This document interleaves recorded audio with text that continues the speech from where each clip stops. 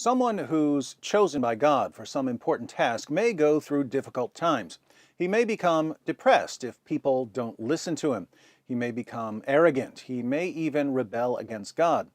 But it would be odd for a person to receive revelations from God that have a corrupting influence on him, revelations that make him a worse person. How is this relevant to our evaluation of Paul and Muhammad?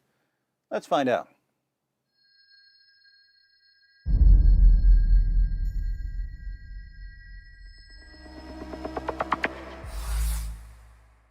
Paul and Muhammad went through some profound changes during their lifetimes, but they eventually settled into their final views on various topics. We can get to the heart of their culminating ethical positions by asking each of them a simple question. As far as ethics is concerned, what's the greatest thing in the world? We have Paul's answer in 1 Corinthians 13, where he writes, "If I speak in the tongues of men and of angels, but have not love, I am only a resounding gong or a clanging cymbal.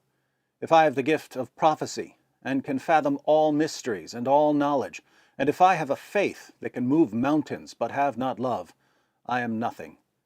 If I give all I possess to the poor, and surrender my body to the flames, but have not love, I gain nothing.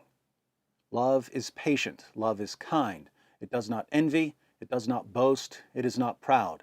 It is not rude, it is not self-seeking, it is not easily angered, it keeps no record of wrongs. Love does not delight in evil, but rejoices with the truth. It always protects, always trusts, always hopes, always perseveres.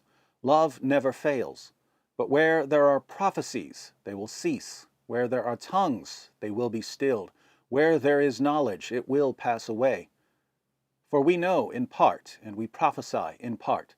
But when perfection comes, the imperfect disappears.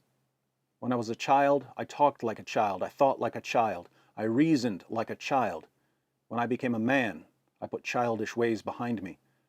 Now we see but a poor reflection as in a mirror, then we shall see face to face. Now I know in part, then I shall know fully, even as I am fully known. And now these three remain, faith, hope, and love. But the greatest of these is love." According to Paul, what's the greatest thing you can do? Love. Now for Muhammad's answer to the question, what's the greatest thing in the world? Sahih al-Bukhari, 2795, the Prophet said, "Nobody who dies and finds good from Allah in the hereafter would wish to come back to this world, even if he were given the whole world and whatever is in it, except the martyr, who, on seeing the superiority of martyrdom, would like to come back to the world and get killed again in Allah's cause." The only thing that would be worth coming back to this world for, after seeing paradise, is getting killed while waging jihad. Sahih al-Bukhari, 2796. The Prophet said, "A single endeavor of fighting in Allah's cause in the afternoon or in the forenoon is better than all the world and whatever is in it." A single attack by a jihadi is better than the entire world and everything in it. And we wonder why Muslim mothers send their kids off to join terrorist groups. They're just doing what's best for their children, according to Muhammad. Sahih al-Bukhari, 2797. Muhammad said, "By him in whose hands my soul is, I would love to be martyred in Allah's cause, and then come back to life, and then get martyred, and then come back to life again, and then get martyred, and then come back to life again, and then get martyred." According to Muhammad, what's the greatest thing you can do? Die while slaughtering unbelievers in the name of Allah. In John 10, verse 10, Jesus says, "The thief comes only to steal and kill and destroy. I have come that they may have life and have it to the full."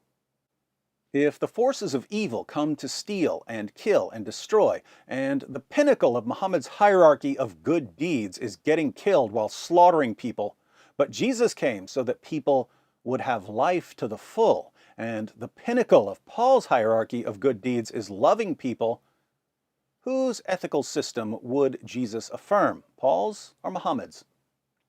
Whose ethical system would Jesus condemn? If you Muslims know that Jesus would condemn Muhammad, why do you keep telling us that you respect Jesus?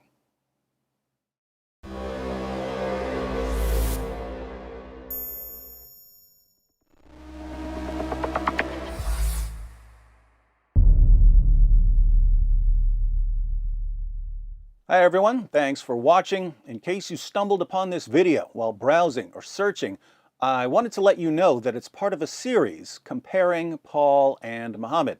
So if you'd like to see the full series, be sure to click on the playlist. If you're already in the playlist, you're about to see that while Paul won converts through peaceful preaching, Muhammad won converts primarily through bribes and threats.